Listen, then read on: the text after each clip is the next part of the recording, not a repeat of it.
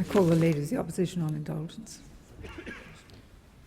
At times like this, the words we say in this place are not as important as the thoughts and prayers that we send. Today our thoughts are with the Australian Federal Police Officer and the Victorian Police Officer, who are both still in hospital. Our thoughts with their families and their colleagues, who spent a sleepless night anxiously wondering and watching over the ones they love and respect. Our thoughts with the people of Endeavour Hills, who've woken to see their local streets and shops on the national news, and their peaceful community dragged to the centre of a national story. Our thoughts are with the family of a young man who may be asking themselves more questions than there are answers. The events of last night remind us of the bravery and the quality of all who serve in our police and security agencies. They underscore the unpredictable dangers of the work they do, keeping our community safe. Next Monday, 29 September, is National Police Remembrance Day. We'll commemorate all those officers who've lost their lives in the line of duty and salute the courage of all those who wear a police uniform. Earlier this morning, Chief Commissioner Ken Lay has told me that these officers who were injured are doing as well as can be expected. Today, I join with the Acting Prime Minister to wish these two brave people a speedy recovery.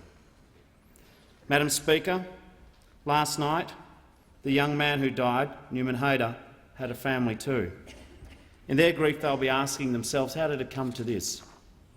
What drove the boy they loved to this desperate end? And as difficult as may be, I suspect many Australians will be asking themselves the same question too. We must ask ourselves, why would a very small number of people raised in Australia be attracted to the cause of ISIL and the like? The answer is not clear. Perhaps part of the answer is this. In a complicated and uncertain world, fundamentalist extremism gives the illusion of certainty and simplicity. This is the poison of sectarianism and extremism. It offers a sense of power to people who may feel powerless, an outlet for the bottled-up rage and hatred of the isolated or the unwell. But this is only ever a harmful mirage. There is no glory in murder, no honour in crime, no power in death. We have a responsibility to send a clear message to those drawn to this conflict. Whatever problems you may perceive that you have, violence is never the solution. Whatever you think is wrong with the world, extremism and fanaticism will never make it right. Madam Speaker, we are a country of 23 million individual souls, but today we are one people. We are a nation of over 200 languages, but today we speak with one voice. We are a nation of many faiths, but today we rededicate ourselves to one belief, the belief that everyone is equal and everyone is welcome. Since mass post-war migration, Australia has gained and grown from including people of every culture and nation. And we cannot, we must not, we will not allow a tiny minority to divide our generous, inclusive society. On behalf of our wounded police officers, we cannot allow this country to become polarised.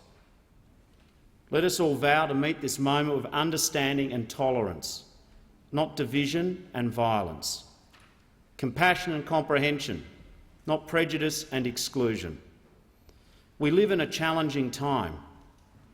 We've lived in challenging times before, and we shall face challenging times in the future.